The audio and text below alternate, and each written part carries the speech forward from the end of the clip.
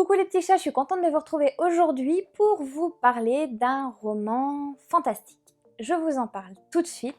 Comme d'habitude, n'oubliez pas de vous abonner à ma chaîne, de cliquer sur la petite cloche pour avoir les notifications et pourquoi pas me laisser un petit pouce si vous avez aimé celle-ci. Comme d'habitude, dans la description, vous retrouverez le lien pour tout simplement vous procurer le livre s'il vous a plu. Et bien sûr, vous avez aussi mes réseaux. Je vous parle tout de suite de Laeta, les cascades d'argent, donc de Stéphane Tarade. C'est un beau bébé, il fait 19 €, il est super facile à lire, il fait 470 pages. Et je vous lis rapidement la quatrième de couverture. À courir après l'or, on flirte avec la mort. Une mystérieuse carte et un trésor. Voilà de quoi attiser la cupidité d'un contrebandier en mal de fortune. Avec Laeta, sa belle esclave et une compagnie de nains, il se lance dans une expédition plus que périlleuse. Mais dans le royaume de Lune, les promesses de richesse facile sont rarement tenues. Et la vallée enchanteresse dans laquelle ils se rendent ne réserve pas que de bonnes surprises. Laeta aura fort à faire pour sauver sa peau et celle de son maître. Quel genre de trésor la jeune femme découvrira-t-elle au bout du chemin? Quels mal millénaires vont-ils réveiller? L'astuce, l'intelligence et le charme de la belle esclave suffiront-ils à percer le mystère de la cascade d'argent? Donc il a seulement 19 €, c'est vraiment un livre magnifique. C'est-à-dire que, alors vous le savez, moi je suis pas une grande fan du fantastique, sauf que depuis que j'ai découvert Sandrine Decroix, j'aime le fantastique, c'est un truc incroyable. On dirait qu'il y a un déclic qui s'est fait dans ma tête. Et à l'intérieur de celui-ci, je vous explique les ingrédients qui y sont et qui ont fait que je l'ai dévoré rapidement, en quand même quasiment 2 semaines. J'adore parce que dans cette histoire, déjà, il y aura la présence des nains et souvent on va parler d'elfes, de fées, mais rarement des nains, à part par exemple Blanche-Neige et les 7 nains, mais on les a pas souvent dans nos histoires. Et j'aime bien parce que au final, c'est des êtres comme d'autres, comme les fées, comme tout ça, et j'adore ça.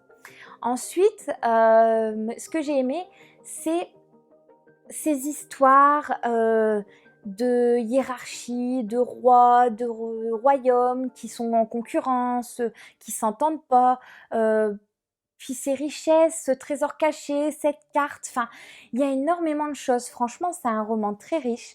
Alors, au début, j'ai eu un petit peu plus de mal parce que je me suis dit, mince, il y a quand même beaucoup de descriptions. J'avais peur de me noyer un peu trop dans la description. Mais au final, quand je suis arrivée au chapitre 3, je me suis dit, s'il n'y avait pas autant de descriptions, j'aurais peut-être été perdue en fait. Donc, tenez bon. Les 2 premiers chapitres, j'avoue, il y a quand même pas mal de descriptions. Mais sans ça, on aurait été perdu et on serait passé à côté de petits détails qui nous auraient mis la puce à l'oreille.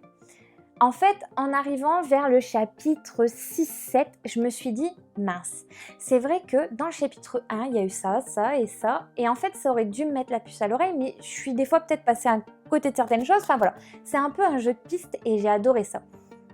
Ensuite, on retrouve aussi, vous savez, comme j'aime, ces histoires de rois, etc. Ça, j'adore aussi. On a une histoire un peu d'amour, il va y avoir des créatures surnaturelles, des gnomes, des grands bonhommes, un loup qui est docile. On va se poser énormément de questions.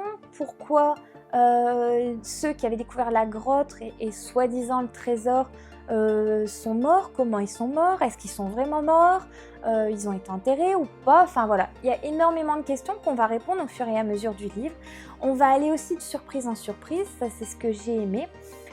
Mais voilà, donc c'est ce que je vous disais, surtout ne lâchez pas les 3 premiers chapitres, il y a beaucoup de descriptions, mais c'est vraiment pour nous aider.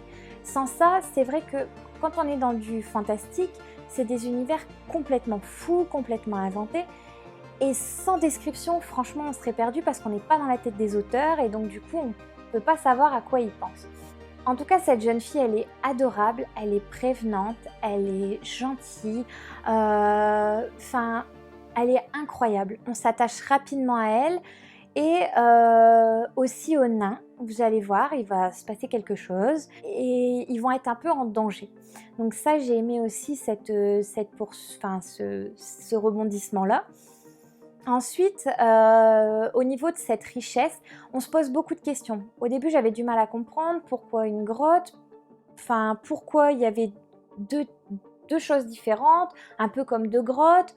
Voilà. Donc c'est pour ça que je vous disais, par moment, il y a beaucoup de descriptions, mais justement, pour éviter de nous perdre, ce qui est rigolo, c'est que des fois, il y a des choses, elles sont pas très très détaillées, et on vient nous les détailler après.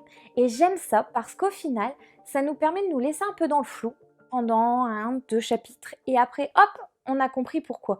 Et ça, c'était chouette aussi, parce que ça évite de tout deviner et que du coup ce soit très long, parce qu'il faut quand même pas se mentir, un livre qui fait 470 pages, si dès le début on sait où l'auteur va nous mener, ça peut être très long, tandis que là pas du tout, c'est fluide, c'est intéressant, c'est un très bel univers. Franchement, j'ai adoré la plume de l'auteur, je ne peux que vous le recommander. Ça m'a fait un peu penser au Seigneur des Anneaux, avec des créatures un peu surnaturelles, mais en même temps à Indiana Jones, avec de l'aventure, quelque chose, un but à faire, enfin là par exemple le trésor.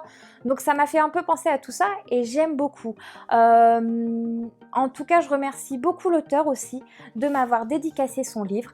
Ce qui est super intéressant aussi, c'est que pour éviter de nous perdre, au tout début, l'auteur va nous décrire ses personnages, mais il ne va pas y avoir que ça. Nous allons retrouver aussi les cartes. Cette fameuse carte au trésor, on l'aura aussi pour éviter de nous perdre.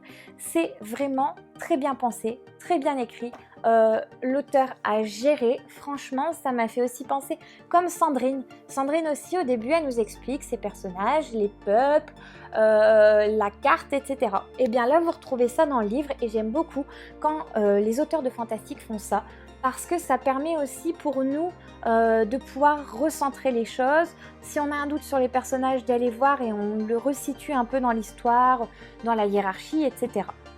Voilà les petits chats, en tout cas j'espère que la vidéo vous a plu. En tout cas je remercie beaucoup l'auteur.